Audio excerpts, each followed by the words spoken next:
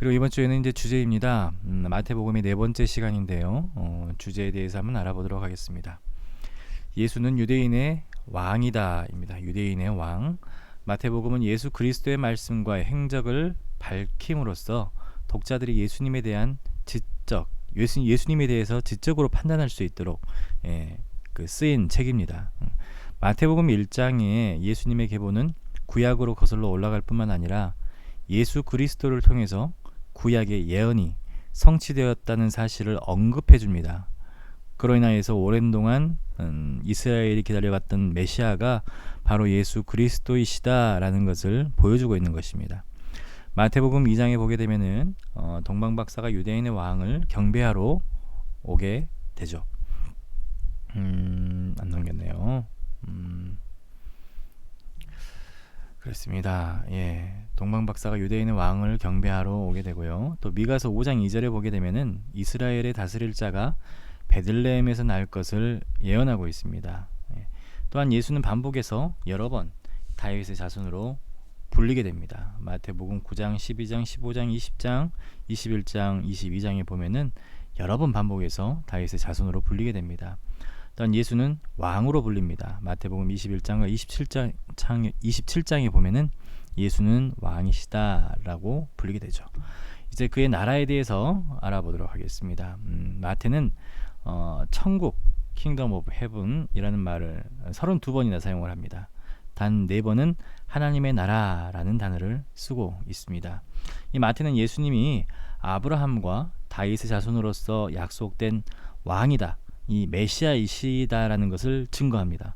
이 마태는 하나님 나라의 회복에 깊은 관심을 갖고 천국이라는 말을 32번이나 사용을 합니다. 천국은 다른 복음서에서는 전혀 언급되어 있지 않습니다. 천국이라는 것은 유대적인 표현이기 때문에 이 마태복음에서만 볼 수 있는 특징이 되는 것이죠. 또한 마가와 누가는 하나님의 나라로 기록을 합니다. 마태는 하나님의 나라라는 단어를 4번 정도밖에 사용하지 않습니다. 이 마가와 누가는요, 하나님 나라로 기록하는데 그 표현이 그 이방 사람들에게, 그 이방인 독자들에게 더 명확한 개념을 줄 수 있었기 때문에 하나님의 나라라고 표현을 합니다. 하나님이라는 단어 대신에 하늘이라는 용어를 대체한 것은 존경을 표현하는 하나의 방식이 됩니다. 그래서 이러한 구절은 마태복음에만 등장하게 됩니다. 한데 마태는 하나님의 나라라는 단어를 4번밖에 사용하지 않습니다. 이 헬라어로 킹덤, 이 바실레이아라고 하는데 이것은 나라 또는 왕국을 말하고 또 주권이나 통치의 개념을 가진 단어이기도 합니다.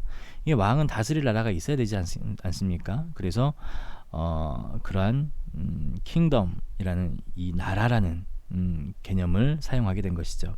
이 나라에는 3가지 기본 요소가 있습니다. 이 적절한 권위와 권력을 가진 통치자가 있어야 되고, 통치의 영역이 있어야 되고, 땅이 있어야 되고, 통치권의 실제적인 행사가 있어야 됩니다. 이 나라는 피조물에 대한 하나님의 통치를 나타나게 되는 것이죠.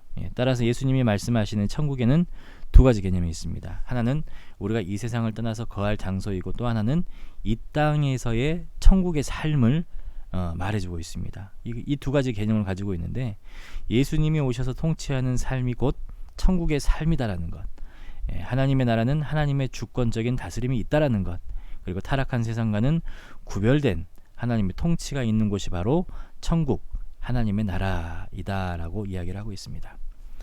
자, 그리고 위선과 자기 의에 대해서 이야기를 해보도록 하겠습니다.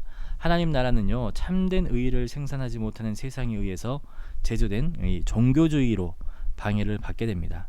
이 바리새인들은 인간이 만든 영성을 가지고 예수님께 지속적으로 대항을 하게 되죠. 이 바리새인들은 형식만을 중요시하죠. 그래서 그들은 자신의 의를 드러내게 됩니다.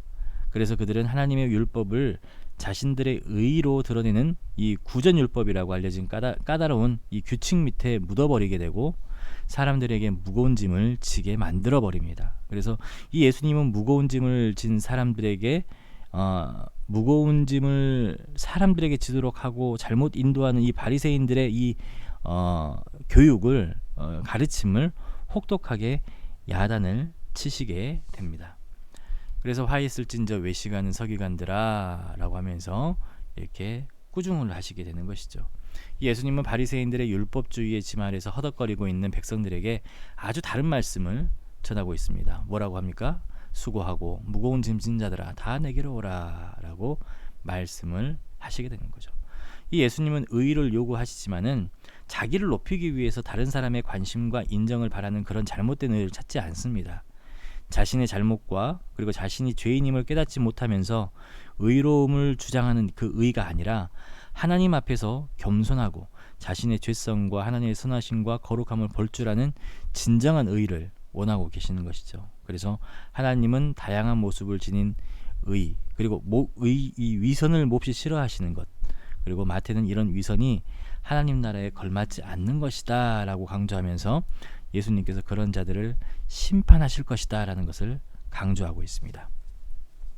목적을 살펴보도록 하겠습니다. 이 마태복음이 쓰여진 목적은 예수님의 이야기를 전하기 위함입니다. 이 마태는 그의 복음서 전체를 통해서 네 그룹에 대한 예수님의 영향력을 말하고 있어요. 지도자들과 그리고 무리들과 제자들, 그리고 하나는 바로 귀신들입니다. 이 마태는 독자들로 하여금 그들 자신을 어느 그룹과 동일시할 수 있는지를 묻고 있습니다. 나는 어떤 그룹인지, 나는 종교 지도자들과 같은 예수께 대적하는 그룹인지, 아니면은 들떠있거나 헌신하기를 거부하는 군중들인지, 아니면은 반복되는 실수에도 불구하고 헌신하면서 성장해 나아가는 제자들의 그룹인지, 아니면 귀신의 힘에 의해서 세상에서 영향을 받는 사람들인지, 이렇게 네 그룹으로 나눠져 있는데 예수님은 각 그룹에 있는 사람들에게 그들 수준에 맞게끔 맞추어서 하나님의 아들의 권세와 지혜를 드러내시게 됩니다. 그리고 목적은 또 변증과 전도를 위함이다 라고 쓰여 있습니다. 마태는 유대인을 염두에 두고 썼습니다. 그래서 그는 구약을 자주 인용하면서 무엇을 통하여 하신 말씀이 이루어졌나니, 선지자를 통하여서 말씀하신 바라고 하면서 이 예언이 성취된 것들을 언급을 하게 됩니다. 그래서 유대인과의 변론에서 랍비 스타일을 사용하시게 되고, 그리고 산상수훈에서 예수께서 율법을 완성하러 오신 핵심을 드러내고, 마태복음 전반에 걸쳐서 예수님이 유대인들과 관계하실 때에 그 유대인들 관심사와 이슈를 지배적으로 다루게 됩니다. 무엇보다 마태복음에는 변증이 굉장히 강합니다. 그래서 예수님이 종교 지도자들과 지속적으로 논쟁을 하게 되는 것, 그래서 분명한 것은 예수님이 율법의 최종 해석자라는 것을 마태는 보여주고 있는 것이죠. 그래서 예수님의 권세 있는 가르침은 계속해서 이 종교 지도자들에게 그들의 마음을 불편하게 하고 그들의 반발을 사게 만들었던 것이죠. 말씀을 왜곡해서 가르쳐왔던 이 서기관과 바리새인들이 예수님에 대한 강한 도전과 말씀의 바로잡음이라는 것은 그들로 하여금 예수님에 대한 강한 적개심을 품게 만들게 되는 것이죠. 동시에 마태는 유대인들을 전도하기를 원했고요. 단지 그들이 잘못되었다는 것을 지적하는 것이 아니라 예수님이 메시아이시고 하나님의 아들이시라는 것을 증거하기를 원했습니다. 그래서 이 마태는 유대인들이 회개하고 예수님을 따르기를 원하는 마음에 이 마태복음을 썼던 것입니다. 또한 예수님에 의해서 시작된 천국의 실체를 보여주기 위함이었습니다. 천국의 실체. 공강복음 모두 예수님의 성육신, 그리고 예수님의 삶, 죽음, 부활, 이것을 통하여서 천국을 보여줍니다. 하지만 마태는 특별히 천국의 윤리적인 의미, 천국은 무엇인가라는 것에 초점을 두고 이야기를 하게 돼요. 그래서 교회는 하나님 나라의 공동체이고, 산상수훈은 하나님 나라의 실체의 최종 율법이 되고, 마태에게 이 의라는 것은 하나님의 나라에 걸맞게 사는 것, 모든 천국 시민은 그들이 삶을 어떻게 살았는지의 기준에서 심판을 받게 될 것이다 라고 이야기를 하게 됩니다. 자, 그리고 핵심 구절에 대해서 알아보도록 하겠습니다. 핵심은 누굴까요? 바로 왕이신 예수님이십니다. 마태복음은 왕으로서 모든 만물의 통치자로서의 예수님을 강조하고 있습니다. 핵심 구절은 두 개의 핵심 구절이 있는데요. 첫 번째는 마태복음 16장 16절로 19절까지의 말씀입니다. 시몬 베드로의 신앙 고백이 나오죠. 주는 그리스도시요 살아계신 하나님의 아들이시니이다. 해서 이제 베드로의 칭찬과 그리고 약속을 해 주시는 것이죠. 메시아라는 것이 히브리어로 마샤흐, 영어로는 메시아, 이 문자적으로는 기름을 바른 또는 기름을 부은 자, 구약 시대 때 기름 바른 사람이 누구예요? 왕이잖아요. 예, 그리고 누굽니까? 제사장이잖아요. 예, 이런 뜻을 가지고 있습니다. 마태복음만이 교회라는 단어를 유일하게 또한 사용하게 되는데요. 예수께서 나와 말씀하시되 하늘과 땅의 모든 권세 너희와 항상 함께 있으리라 하시니라 했던 이 마태복음 28장 18절로 20절의 말씀이 이제 또 하나의 핵심 구절이 됩니다. 하늘과 땅의 모든 권세를 가지신 왕이신 예수님이 부활하신 후에 제자들에게 처음 만나서 주신 지상 명령이 되는 것이죠. 이 명령의 초점은 모든 민족으로 제자를 삼는 것. 그리고 마태가 이제 비록 유대인들에게 초점을 맞추어서 편지를 썼지만은 이방인들을 향한 예수님의 마음을 강조하고 있습니다. 모든 민족으로 제자를 삼으라는 명령에 순종하기 위해서는 그리스도인들이 할 첫 번째 일은 바로 나아가는 것이죠. 삶의 현장으로 그리고 세상으로 나아가는 게, 현장을 떠나지 않고 제자 삼는 일, 선교는 이루어질 수가 없다는 것을 보여주고 있습니다. 예수님은 이 일에 끝까지 헌신하시겠다라고 약속을 하십니다. 그리고 그리스도인들이 제자를 삼는 일에 헌신할 때에 예수님께서는 그의 곁에 서서 힘과 용기와 필요한 모든 자원을 제공해 주시고 함께 하시겠다고 약속하시는 말씀이 바로 두 번째 핵심 말씀입니다. 이 말씀을 이제 우리가 마태복음 삶에 적용을 해보면요, 예수님이 당신의 삶의 왕이신 그리스도이십니다 라는 것을 우리가 적용할 수 있을 것입니다. 예수님은 이렇게 주기도문을 시작하셨죠. 하늘에 계신 우리 아버지여, 이름이 거룩히 여김을 받으시오며 나라가 임하오시며 뜻이 하늘에서 이루어진 것 같이 땅에서도 이루어지이다. 예수님은 하나님의 이름, 하나님의 통치, 하나님의 뜻을 강조하십니다. 그래서 하나님의 이름이 경배받으셔야 하고 하나님의 나라나 하나님의 통치를 갈망해야 된다는 것을 가르쳐주고 있어요. 우리는 몇 가지 질문에 답을 해야 됩니다. 정말 예수님께서 내 삶의 왕이신가? 그래서 나는 그분에게 순종하며 반응하고 책임져주는 관계에 지금 놓여 있는가? 그분의 명령을 잘 수용하고 있는가? 나는 그분의 가르침에 대해서 귀를 잘 기울이고 내 삶의 모든 영역에서 그분의 다스림에 복종하고 있는가를 우리가 우리 자신에게 물어야 합니다. 또한 예수님은 당신의 염려와 걱정의 문제를 다루십니다. 염려와 걱정은 비성경적인 것이죠.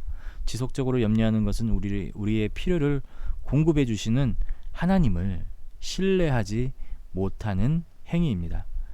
또한 염려와 걱정은 비생산적입니다. 왜냐하면 염려와 걱정이 내 인생을 단 한 시간이라도 연장시켜 주지 못하기 때문에 내가 걱정하는 것의 대부분은 일어나지 않고, 혹 걱정하던 일이 일어난다 하더라도 걱정은 상황을 더 악화시킬 뿐이라는 것을 알려주고 있습니다. 그러므로 우리는 어떻게 해야 되겠습니까? 다음과 같이 해야 됩니다. 자, 먼저 염려를 중단해야 됩니다. 그리고 모든 것을 주님께 간구해야 됩니다. 또한 그분이 나를 통치할 수 있도록 자신을 내어주며 다스림을 받아야 합니다. 또한 지속적으로 그분과의 바른 관계를 만들어 나아가야 됩니다.